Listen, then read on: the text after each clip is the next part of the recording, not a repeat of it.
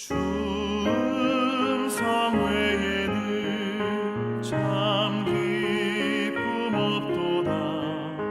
날 사랑하신 주 늘 계시옵소서. 기쁘고 기쁘도다. 항상 기쁘도다. 나 주께 왔사오니 복 주옵소서. 나 주께 왔으니 복 주시옵소서. 주 함께 계시면 그 시험이 기네. 기쁘고 기쁘도다. 항상 기쁘도다. 나 주께 왔사오니 복 주옵소서.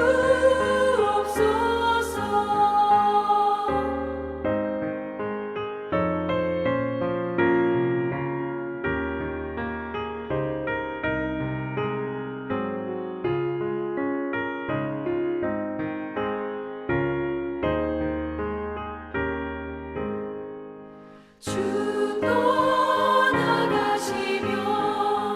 내 생명 헛되네. 기쁘나 슬플 때 늘 계시옵소서.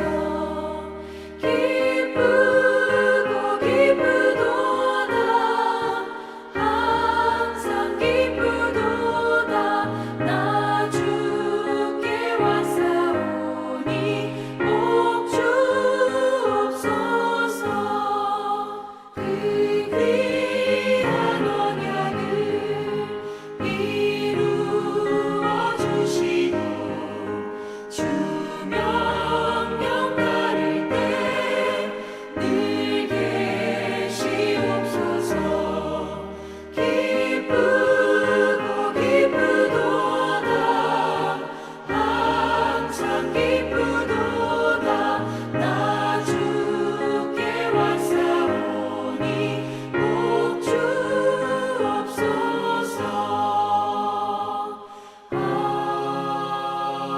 아멘.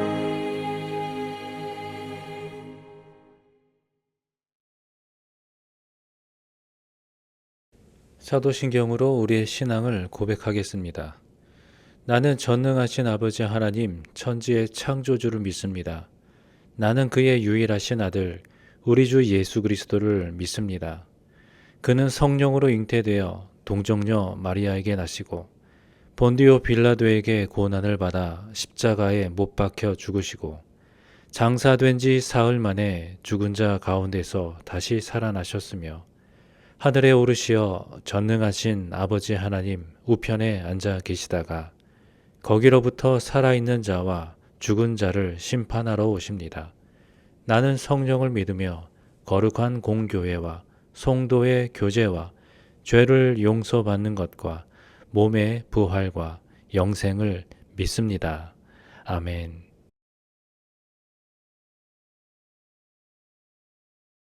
(7월에는) 요한계시록을 묵상합니다.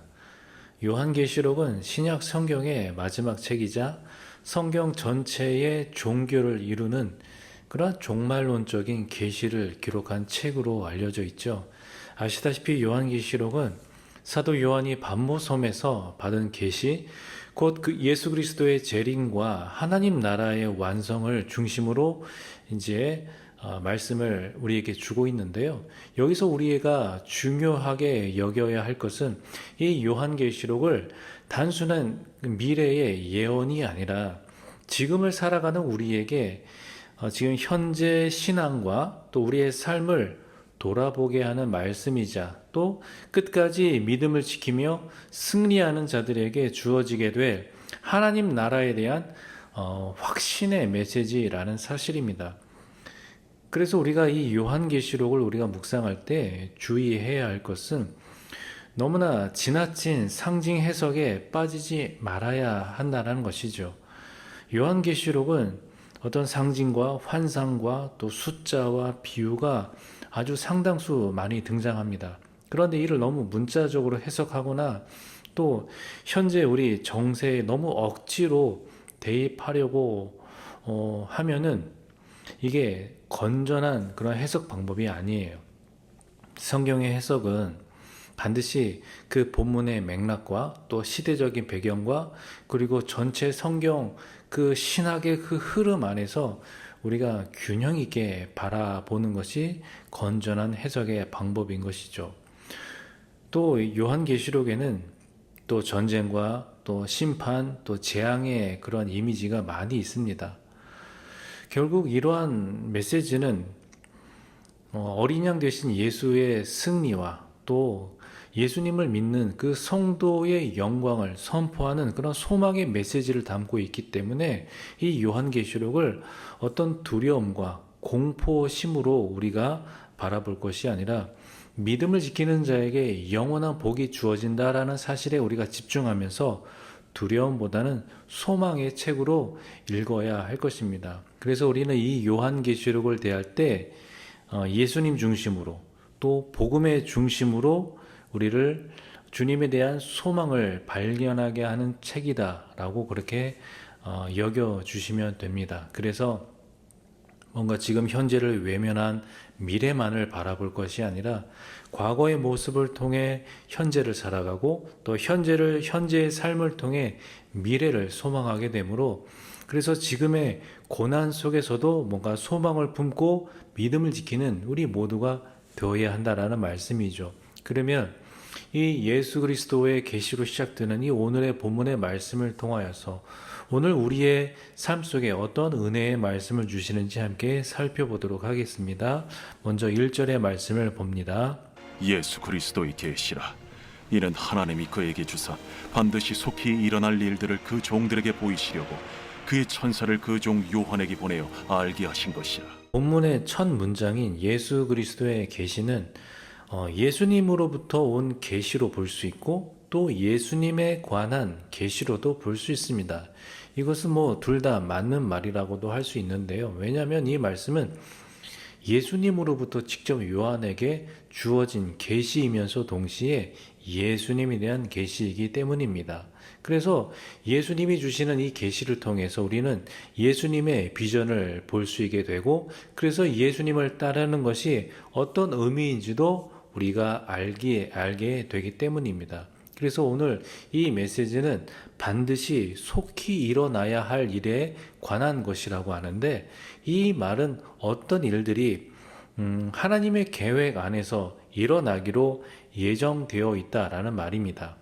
그래서 당시 이 사도 요한의 편지를 받는 사람들의 형편이 정말 어려운 상태였다라는 것을 우리가 감안했을 때 반드시 속히 일어나야 할 일들을 계시하는 것은 지금 현재 일어나고 있는 일들에 대해서 올바르게 이해할 수 있도록 돕기 위한 것이지 어디 먼 나라 언젠가 이루어질 것에 대한 그러한 뜬구름 잡는 그런 말씀이 아니다라는 것입니다. 왜냐하면 이 말씀을 받는 그들이 하나님의 계획을 알면 지금 자기들에게 일어나는 일들에 대해서 잘 대처할 수 있기 때문이죠. 그래서 하나님은 이 계시를 예수님에게 주시고 또 예수님은 그의 종들에게 천사를 보내어 알려주신 것입니다. 그렇기 때문에 이 요한계시록은 어떤 먼 미래에 대한 초점을 둔 책이 아니라 지금 현재에 초점을 둔 책이다라고 말씀을 드릴 수가 있는데요.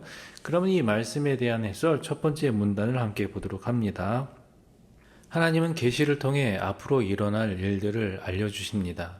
계시는 감추어져 있어서 지각할 수 없는 초월적 실체를 드러내는 것으로 계시의 원천은 하나님입니다. 하나님의 뜻을 밝혀 알려주지 않으시면 아무리 지혜롭고 슬기로운 자도 이해할 수 없고 하나님이 알려주시면 어린아이라도 깨닫고 감사할 수 있습니다. 하나님은 예수 그리스도를 통해 그의 천사를 통해 또 요한을 통해 자신의 모든 계획과 목적을 자녀들에게 숨김없이 알려주길 원하십니다. 이 계시의 말씀을 읽고 듣고 지키는 자들이 앞으로 일어날 일들로 두려워하지 않기를, 하나님의 뜻 안에서 평화를 누리기를 원하십니다. 우리는 때때로 세상에서 일어나는 그러한 생각지도 못한 일들 우리가 보고 겪으면서 불안하기도 하고 또 혼란에 빠지기도 됩니다. 당장 내일이 무슨 일이 벌어질지 모르기 때문에 더 그러한 것 같습니다. 하지만 오늘 말씀은 그런 우리에게 분명히 말합니다. 하나님은 자기 백성에게 반드시 알려주시고 인도하시며 또 속히 행할 일을 감추지 않으신다라는 말씀이죠. 그러므로 우리는 이 말씀을 통해서 또 기도를 통해서 또 이 공동체에 함께 교제함을 통해서 하나님의 뜻을 듣고 기다리는 자가 되어야 한다라는 말씀입니다. 우리가 세상에 정말 급변하고 또 자극적인 이 세상의 흐름에 우리가 휩쓸리지 않고 하나님의 그러한 때, 하나님의 타이밍을 우리가 신뢰하고 기다리고 인내하면서 그렇게 깨어있는 우리의 이런 영적인 민감함이 우리한테 있어야 된다라는 말씀입니다. 그래서 오늘 하루도 내 앞에 놓인 어떤 참 급박한 일, 또 복잡한 일, 좀 힘든 일보다 나에게 말씀하시는 그 하나님의 뜻이 무엇인가, 거기에 우리가 더욱더 주목을 하고 하나님의 뜻에 순종하며 살아갈 수 있는 복된 하루가 되기를 소망합니다. 그러면 계속해서 2절의 말씀을 보도록 합니다. 요한은 하나님의 말씀과 예수 그리스도의 증거 곧 자기가 본 것을 다 증언하였느니라. 요한은 계시를 받은 다음에 자신이 본 것과 들은 것을 충실히 기록했습니다. 여기서 증거란 예수님이 성취하신 그 십자가와 부활, 그리고 장차 오실 영광을 그렇게 포함하는 말씀이죠. 이 말씀을 들은 자가 증인이 되어서 온전한 계시를 선포하는 그 사명을 감당해야 된다라는 것을 우리에게 보여주고 있습니다. 이 부분은 요한이 단지 계시를 듣고 그것을 받아 적은 것뿐만이 아니라 이 계시를 온전히 증언하는 자라는 것을 밝히고 있는 것입니다. 요한은 하나님의 말씀과 예수 그리스도의 증거를 자기가 본 것과 함께 전부 증언하였다라고 말하는데요. 여기서 하나님의 말씀은 계시 전체를 관통하는 하나님의 뜻인 거고, 또 예수 그리스도의 증거는 예수님께서 이 땅에 행하신 그런 구속의 사역, 곧 십자가와 부활과 또 이 땅에 다시 오실 그 재림의 복음까지 그 전체를 포함한다라는 말씀입니다. 그러니까 요한은 지금 단지 과거의 사건뿐만이 아니라 지금도 살아 역사하시는 하나님의 말씀이고 또 성도들이 마땅히 붙들어야 할 그런 진리의 말씀을 지금 전하고 있는 것입니다. 특별히 지금 이 요한의 편지를 받는 그 모든 수신자들이 박해와 또 유혹 속에 살아가는 그런 초대교회 성도들이었는데, 자, 이 요한의 증인은 그들의 믿음을 흔들리는 그들의 믿음을 견고히 붙잡아주고 또 세워주는 생명력 있는 증거였고, 또한 오늘을 살아가고 있는 우리에게도 또 동일한 또 은혜와 능력으로 다가오게 되는데요. 이 말씀에 대한 해설 세 번째 문단을 함께 보도록 합니다. 요한은 연로한 몸으로 유배지에 있으면서도 자신이 본 대로 증언하기 위해 글을 썼습니다. 전에도 말씀을 직접 듣고 눈으로 보고 손으로 만져보았다고 생생하게 증언한 바 있습니다. 날마다 인격적인 말씀을 묵상하면서 체험한 하나님의 이야기를 어떤 방식으로든 전해야 할 책임이 우리에게도 있습니다. 이렇게 오늘도 살아계셔서 역사하시는 하나님은 오늘 우리에게도 말씀을 들려주시고 또 우리의 삶 속에서 크고 작은 은혜의 순간들을 보여주십니다. 문제는 우리가 그것을 깨닫고 있느냐, 그리고 그것을 우리가 삶 속에서 증언하고 있느냐, 아니면 감추고 또 잊어버리고 있느냐, 그것입니다. 이처럼 신앙은 단지 지식만이 아니라 우리의 신앙적인 체험을 공유하고 또 진리의 말씀을 증거하는 또 증명하는 삶으로 이어져야 한다는 말씀입니다. 우리도 복음을 들은 자일 뿐만 아니라 복음을 체험하며 또 복음의 삶을 살아가는 성도로서 그에 합당한 증인으로 살아가야 한다는 말씀이죠. 가정에서나 직장에서나 또 친구와의 관계 또 대화 속에서 오늘 우리를 부르신 그 자리에서 복음의 온전한 증인이 되어야 합니다. 그래서 말로만이 아니라 삶으로 그리스도의 산 증거가 되어야 하는데, 그래서 오늘 나의 말과 나의 행동을 통해서 그리스도의 향기가 전해질 수 있게 되기를 소망합니다. 그러면 계속해서 3절의 말씀을 보도록 합니다. 이 예언의 말씀을 읽는 자와 듣는 자와 그 가운데 기록한 것을 지키는 자는 복이 있나니 때가 가까움이라. 자, 이 부분에서 읽는 자, 듣는 자, 지키는 자가 복이 있다라고 하는데요. 여기서 복이 있다라는 말은 단순히 행운이 아니라 하나님과의 그런 올바른 관계 안에서 누릴 수 있는 그런 기쁨과 이 참된 평강의 상태를 말한다는 것을 알아두시기 바랍니다. 그래서 여기서 먼저 읽는 자는 그 공동체 안에서, 공동체 예배 안에서 공적으로 말씀을 낭독하는 사람을 말하는 거고, 듣는 자는 그 말씀을 경청하면서 마음에 새기는 그와 함께 모여있는 회중들일 것이고, 또 지키는 자는 듣는 자에서 더 나아가 말씀을 삶으로 실천하는 사람들을 말하는 거죠. 그러니까 이렇게 읽고 듣고 지켜야 비로소 복이 있다라는 이런 논리는 단순히 이 요한계시록을 어떤 호기심의 대상으로 다루는 것이 아니라 순종의 태도로 이 말씀을 받아들여야 한다라는 것을 지금 분명하게 말하고 있는데요. 그러면 이 말씀에 대한 해설 네 번째 문단을 함께 보도록 합니다.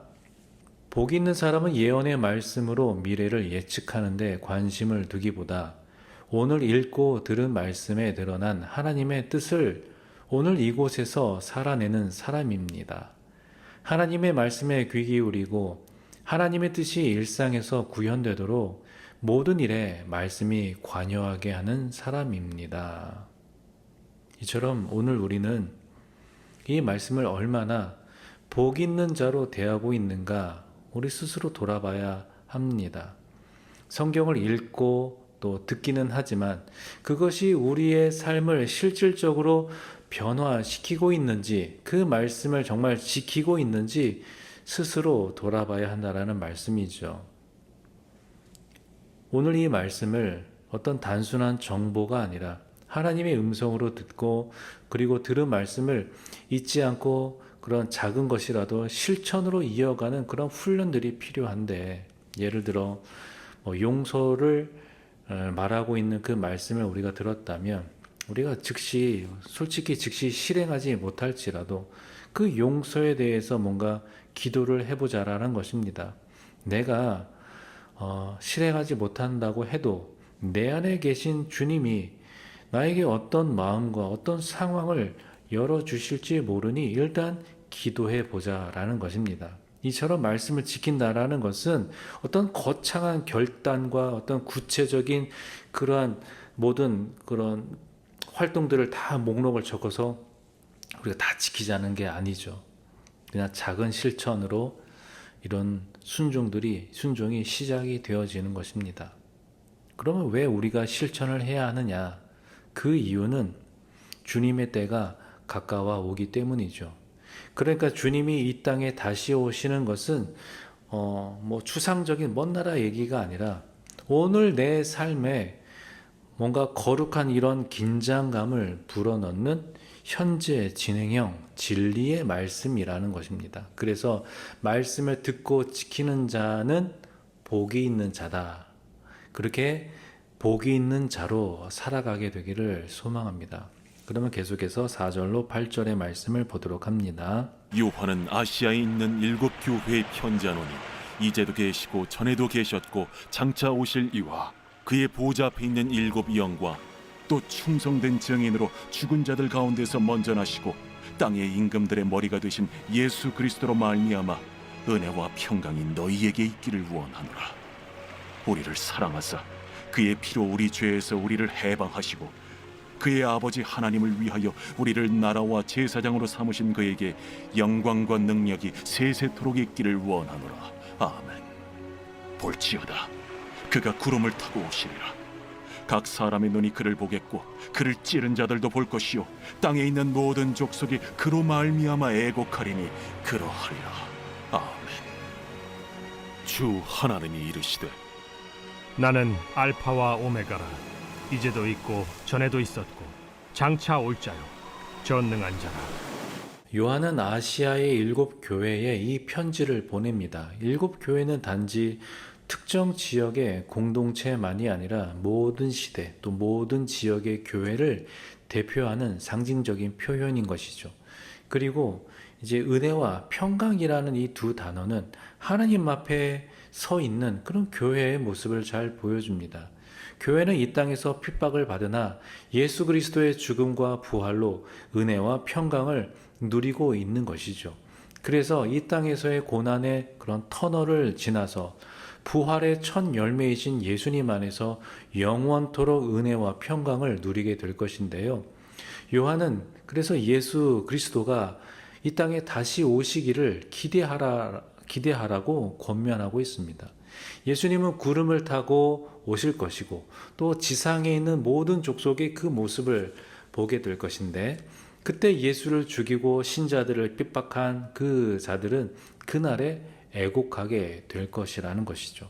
아울러 요한은 성도들이 섬기는 분은 우주를 다스리시는 알파와 오메가가 되시는 전능하신 하나님이라는 사실을 다시 한번 상기시킴으로써 당시 고난 가운데 있는 성도들에게 위로와 또 힘을 더해 주는데요. 이 말씀에 대한 해설 두 번째 문단을 함께 보도록 합니다. 하나님은 지금도 계시고 전에도 계셨고 앞으로도 오실 분이며 알파와 오메가이십니다. 어느 한 시대에 존재하셨던 분이 아니라 항상 계셔서 역사의 현재와 과거와 미래를 모두 운영하십니다. 계시록의 첫 독자들은 로마 제국의 강력한 힘 아래 짓눌려 어려움을 겪고 있었습니다. 요한은 그들이 위축되거나 용기를 잃지 않도록 세상과 역사를 통제하시는 하나님을 새로운 언어로 소개합니다. 오늘날 하나님을 대적하는 세계관으로 조합된 이 오만한 말들이 우리의 길을 꺾습니다. 그러나 하나님은 이 말씀을 듣고 지키는 자들 가운데 계셔서 세상을 이길 수 있는 새로운 문법과 언어를 가르치십니다. 이렇게 예수 그리스도의 사랑은 우리를 죄에서 해방시키셨고 하나님의 영광을 위한 그러한 제사장으로 우리 모두를 세우셨습니다. 그래서 우리의 일상은 하나님의 통치를 드러내는 거룩한 제사장으로서의 삶으로 살아가야 한다는 거죠. 그런 삶은 기도로 하나님 앞에 나아가고 또 섬김으로 이웃을 사랑하고 또 말씀에 순종함으로 세상 속에서 하나님의 형상을 비추는 그런 삶입니다. 이렇게 우리는 어떤 어려움과 고난 또 불투명한 그런 미래 앞에서 우리 인생의 처음과 마지막이신 그런 하나님을 바라보면서, 물론 지금은 우리가 이해되지 않아도, 지금은 또 고난 중에 있더라도 우리가 의심하지 않고 흔들리지 않고 오늘도 그런 믿음으로 또 그 사랑으로 또 그 소망으로 살아갈 수 있는 우리 모두가 되기를 소망합니다. 함께 기도하겠습니다. 하나님 아버지, 감사합니다. 오늘도 주님의 말씀을 통하여서 우리에게 주어진 이 하루의 삶을 시작합니다. 우리가 어느 곳에 또 무엇을 하든 하나님의 영광을 위한 그런 삶이 되게 하여 주시고, 또 우리의 삶을 통하여 그리스도의 복된 복음이 세상 가운데 증명되어지고 또 증거되어질 수 있는 그러한 복된 증인의 삶을, 또 아름다운 그러한 은혜를 나눌 수 있는 그 성도로서의 삶을 살아갈 수 있도록 주님 오늘도 우리와 함께하여 주시옵소서. 예수님의 이름으로 기도하옵나이다. 아멘. 주님 가르쳐 주신 기도로 기도회를 마치겠습니다. 하늘에 계신 우리 아버지, 아버지의 이름을 거룩하게 하시며 아버지의 나라가 오게 하시며 아버지의 뜻이 하늘에서와 같이 땅에서도 이루어지게 하소서. 오늘 우리에게 일용할 양식을 주시고 우리가 우리에게 잘못한 사람을 용서하여 준 것 같이 우리 죄를 용서하여 주시고 우리를 시험에 빠지지 않게 하시고 악에서 구하소서. 나라와 권능과 영광이 영원히 아버지의 것입니다. 아멘.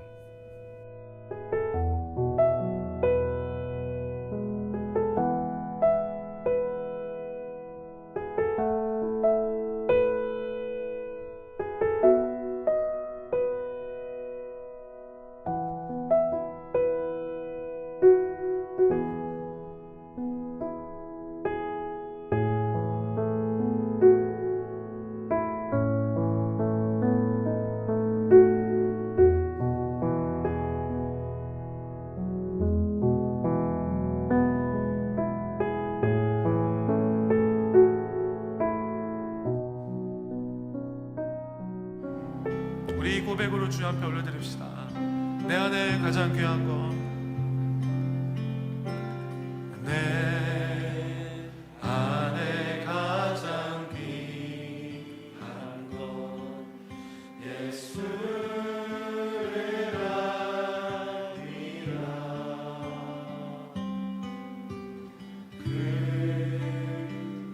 금보다 더 귀한 것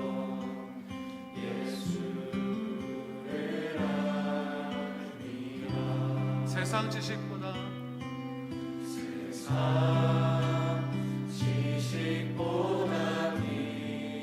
귀한 것 예수를 알리라. 내 안에 가장 귀한 것 예수를 예수의 이름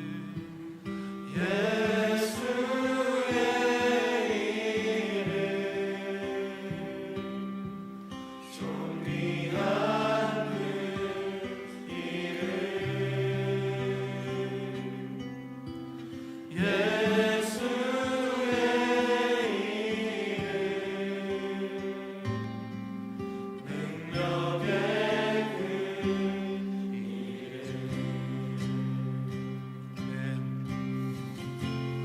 아멘.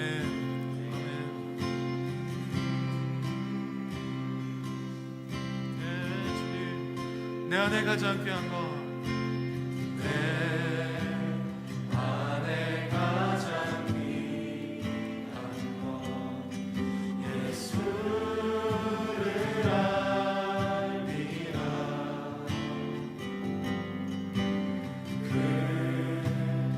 금보다 더 귀한 것 예수를 알리라. 세상 지식보다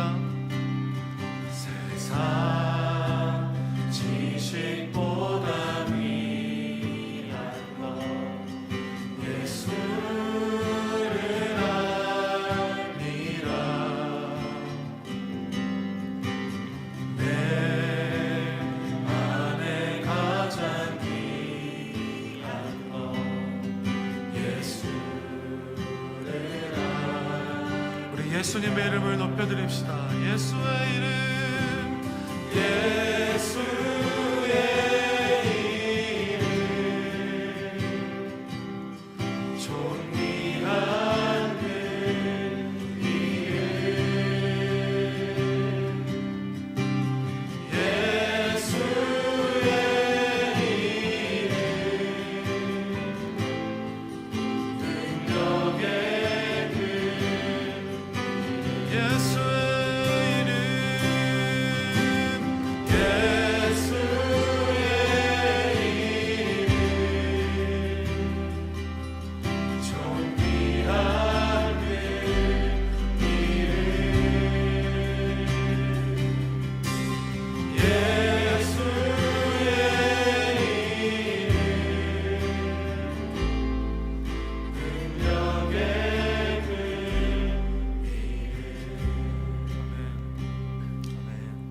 이것이 우리의 고백입니다.